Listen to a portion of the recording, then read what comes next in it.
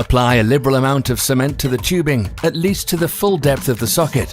Go around the pipe several times with the brush to ensure the entire surface is covered and to break any surface glaze on the tubing.